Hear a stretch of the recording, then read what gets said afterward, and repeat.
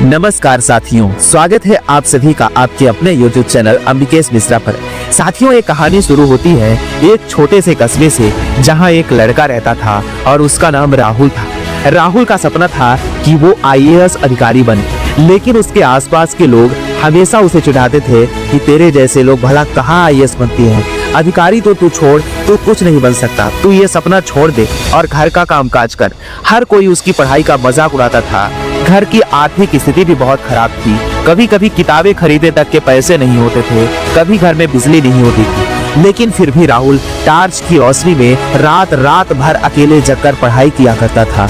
यहाँ तक कि एक दिन उसके दोस्त ने भी कहा कि भाई तू क्यों अपना टाइम खराब कर रहा है, कोई दुकान खोल ले, कोई नौकरी कर ले। लेकिन राहुल का जवाब था, अगर मेहनत करने वाला हार जाए तो ये मेहनत की कमी है, हिम्मत की नहीं।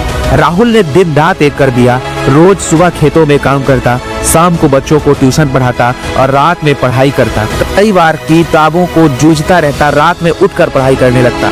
यहाँ तक कि सपनों में भी वो IAS की ही बातें करता, लेकिन दिल में आग जगी थी कुछ बड़ा करने की, कुछ बड़ा करके दिखाने की। पहली बार उसने परीक्षा दी और फेल हो गया। दूसरी बार उसने पेपर दिया, वो फिर फेल हो गया।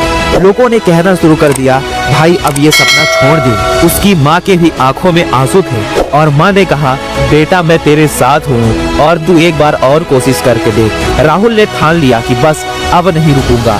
वो दिन में 14 घंटे तक पढ़ाई करता, मोबाइल से दूर हो गया, मनोरंजन से दूर हो गया, दोस्तों से दूर हो गया। बस अब उसका एक ही लक्ष्य था कि हर हाल में UPSC परीक्षा को क्वालिफाई करना। उसने तीसरी बार एग्जाम दिया और रिजल्ट आया। इस बार IAS बन चुका था राहुल नाम का लड़का।